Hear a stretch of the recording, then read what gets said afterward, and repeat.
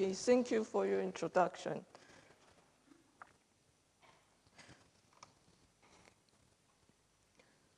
My name is I-Shah Chen, and I work on GIRK channel.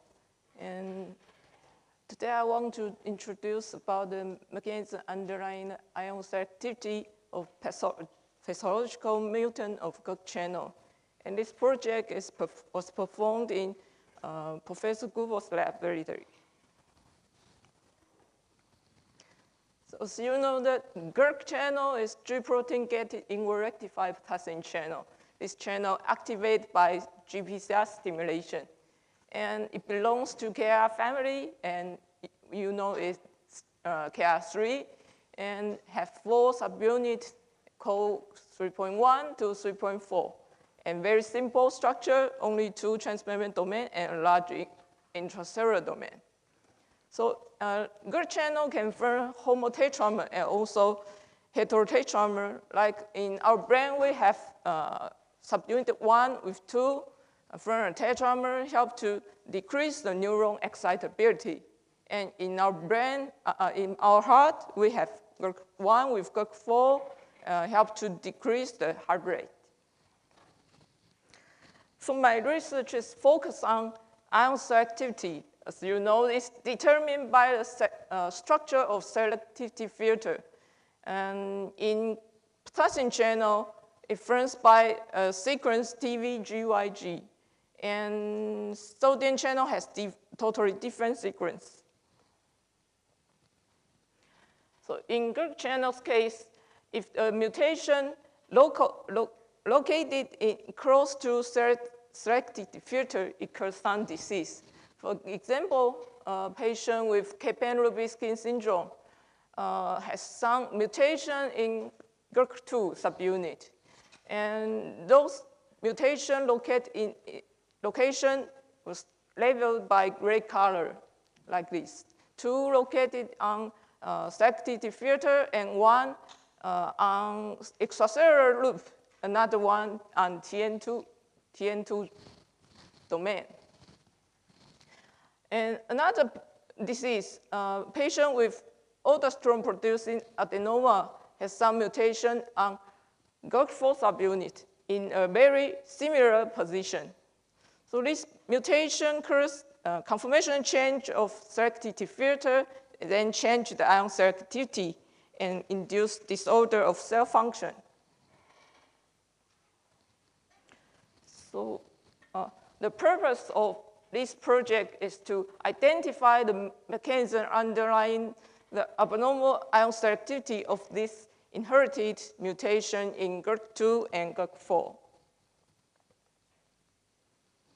So method is very simple. We make mutant use mouse GIRK2, and those mutants were located in this position. Then we express those mutants in Jennifer's oocyte and recording their current by replace the extracellular cation from smaller size one leading to the very big one, and NDG. Then we compare their current amplitude and permeability compared with those with potassium. And this is the data. Our current shows here. The black line is the potassium current. So we normalize the potassium current amplitude as 1 and compare with other cation triggered current. For wild type's case, only rubizine shows a little current amplitude, and other ion cannot pass through this channel. For other mutants, T163A shows totally very similar potassium selectivity like wild type. But for other mutants, like G156S, this mutant shows very different abnormal ion selectivity. You can see lysine current, sodium current, and also rubizine current, session current, and methylammonium current. And on the right side, you can see a different profile of their abnormal ion selectivity. All of them is sodium lysine permeable, also rubicin cystine permeable. But the difference from the right side and the left side mutant is that this one has more sodium current than rubicin current, but the right side shows higher rubicin current than sodium current. This suggests this mutant has a totally different conformation when compared with the right side. So next, we apply a broker. This broker barium is known to block the central pole by associated with the central cavity side of the selectivity filter. So after application of barium, you can see the dose response curve here. G156S and T163 mutant shows a very similar IC50 with wild type, but deletion of 154 serine shows a weak blocking. And for another two mutant, these two loss of the blocking by barium. Then we compare the ion selectivity of these four mutants. For these three mutants, application of barium didn't change the ion selectivity profile. However, for this one, the G156S, you can see after application of barium, the selectivity toward lysine, sodium, and methylammonium increased. So we consider what happened when we apply broker. So next, we try another broker. TPNQ is a toxin. It's known to block KIR channel from extracellular side. When we apply TPNQ, you can see it also increased the lysine, sodium, and methylammonium selectivity. So we consider one possibility is that those ions didn't pass through the central pole, which already blocked by TPNQ, but passed through this channel by another ion permission pathway.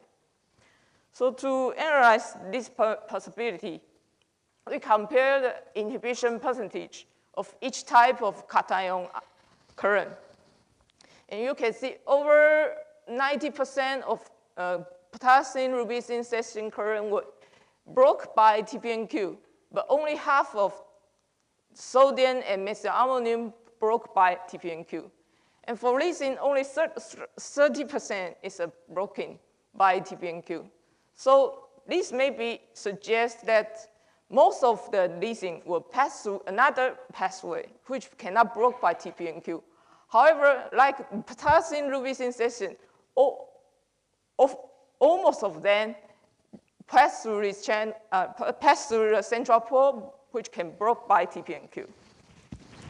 So next, we compare the reversal potential change.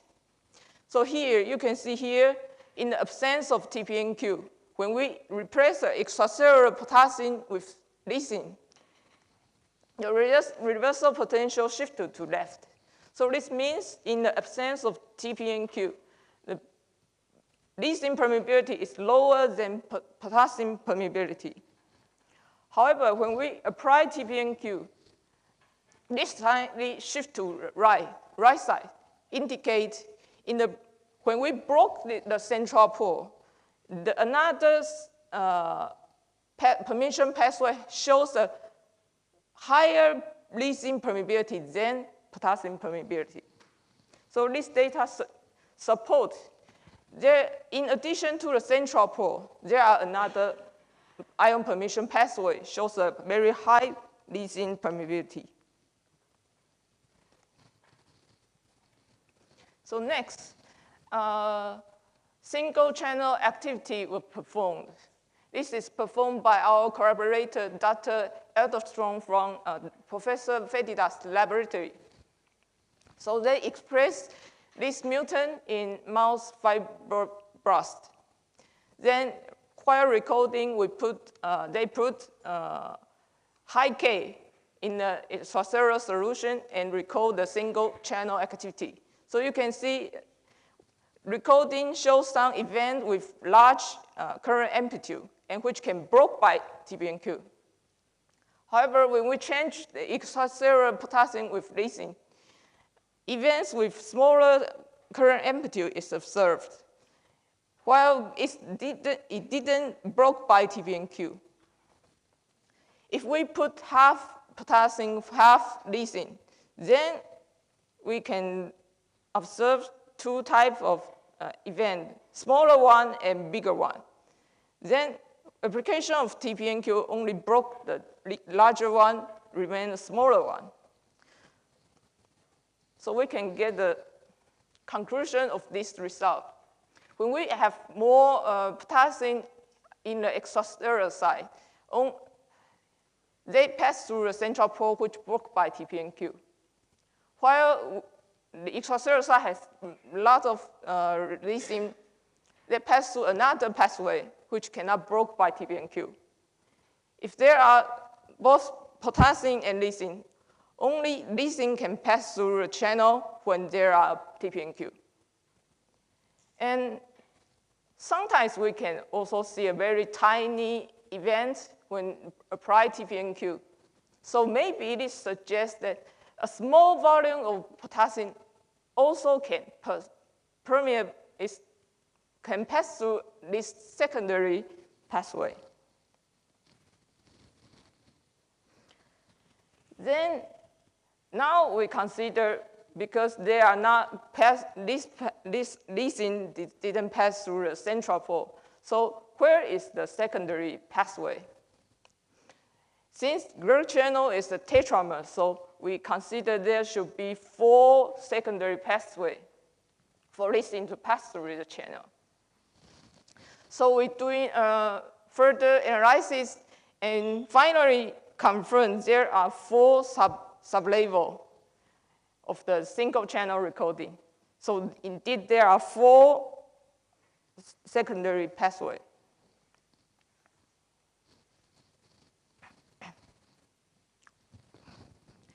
So now the question is, where is the secondary pathway? So we consider one possibility is that because the space between selectivity filter and pore helix contains several hydrophilic residues.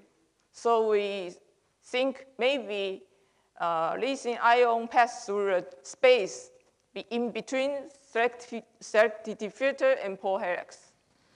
So we make many mutants located on the pore helix. And finally find this mutant. This is artificial mutant. The serine 14A just located in the center of a pore helix. So when we change this serine with phenylalanine, then it shows a very different ion selectivity. So you can see the black circle is the before application of broker. It already shows lysine, sodium, and methylammonium robinson cesium permeability. After application of these 2 broker, barium and TPNQ, you can see selectivity for lysine, sodium, and methylammonium increase. So this is very similar to the G156S mutant. So this also suggests this artificial mutant also have 2 permission pathway. One broke by TPNQ, and another one doesn't broke by TPNQ and allow lysine, sodium, methylammonium to pass through the channel.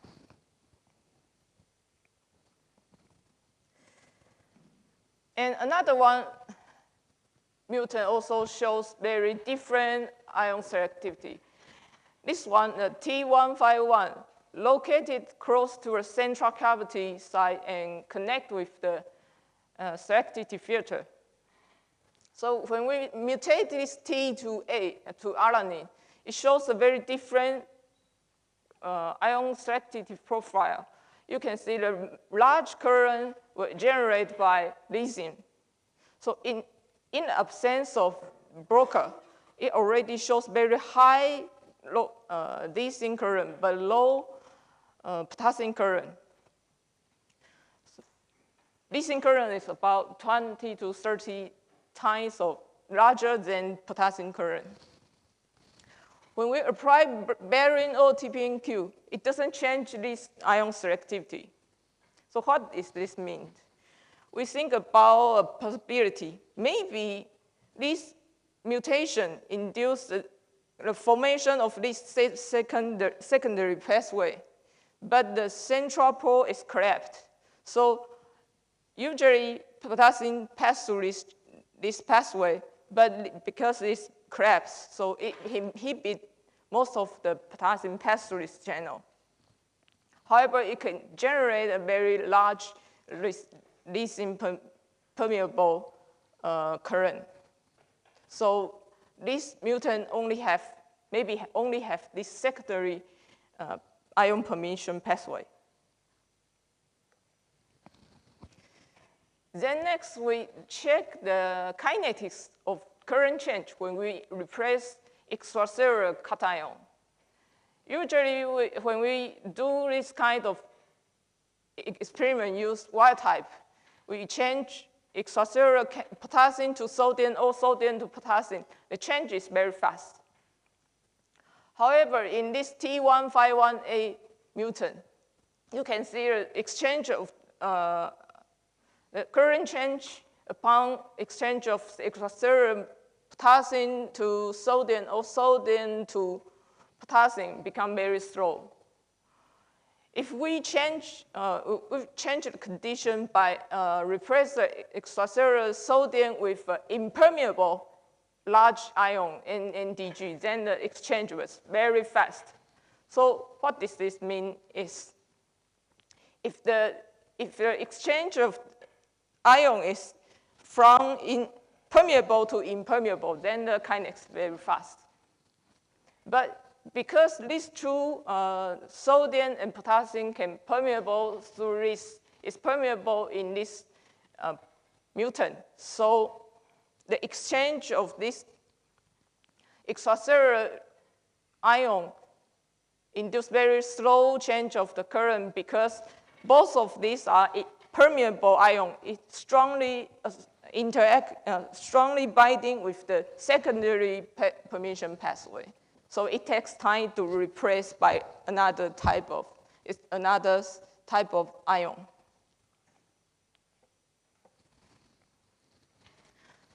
So I want to summarize this finding. Our finding usually will only have the central pole allow potassium to pass through, and it's strictly the potassium selectivity is strictly determined by the structure of selectivity filter.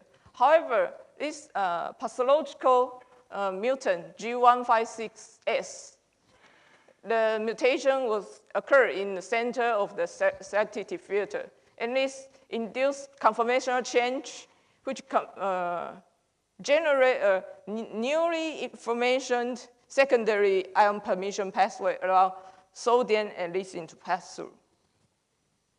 And for the artificial one, the T151A, the central pole may be already collapsed, so it decreases the potassium permeability, but generate the secondary permission pathway which allow sodium and lithium pass through. Then, based on this finding, now we are doing some project to find some drug which can selectively block this secondary pathway. So because if we can block this pathway, we can avoid the abnormal current influx. So we have a ligand library provided by BINDS from AMATE, and we already test about thousands of compounds. By monitoring these compounds' effect on leasing current of G156S mutant. Then among them, about 40 compounds shows inhibitory effect on this mutant. Then we next also compare their effect on potassium current. And only 2 shows the difference. We need a compound which can inhibit leading current stronger than potassium current. Okay, finally, I want to thank our collaborators, and thank you for your attention. Thank you very much for a wonderful talk. Okay, we have time for 2 questions and 1 short question. Anybody have a question? Yeah, please. Very interesting talk, thank you. I have 2 questions. Is there a pathophysiological consequence to this sodium influx through the accessory pathway?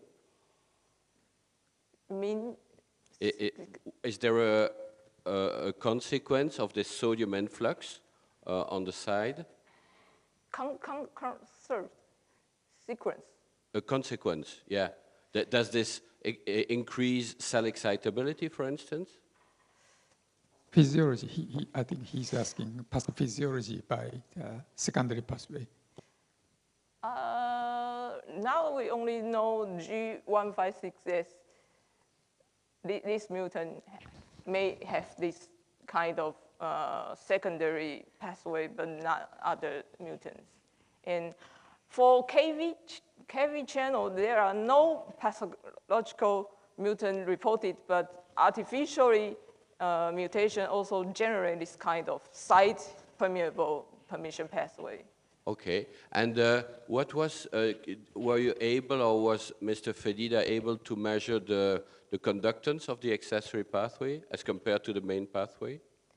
We didn't check the wild type because the wild type, usually wild type didn't have high open probability if we don't give G protein stimulation. But in our single channel activity analysis, no ligand were applied. It's already shows high open probability.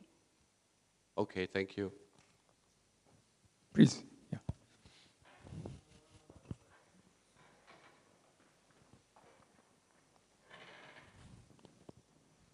Hi, I have 2 questions actually.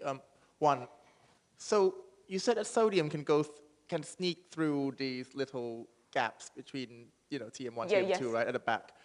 Now, have you tried doing it? Look at it like the other way, because I know it's going to be high sodium out, low sodium in, but so it's going to go from the outside to the inside. Yes. But just fun to think. Do you think if you have a high sodium inside and low sodium outside, does it work that way? You see what I mean, right? You can go that way or you go that way. Yes, but because this is inward rectifier potassium channel, so when ion want to go outside, it will already broke by intracellular magnesium or polyamine. If we remove those factors, maybe we can see very clearly whether they can go from inside to outside. No, when we talk about polyamine block or anything, we're talking about the normal pathway. We're not talking about the sneaky pathway, right? Oh, yes. So that's why I was wondering, because if it doesn't go through a normal pathway, but it goes through a sneaky pathway, then does it get affected by those polyamine and other things? Oh, okay. You see what I mean, right? Yes. It's not the normal one. It's the secondary pathway only forms in between extracellular side to central cavity. Then below central cavity, the pathway is the same with the center pole. So I think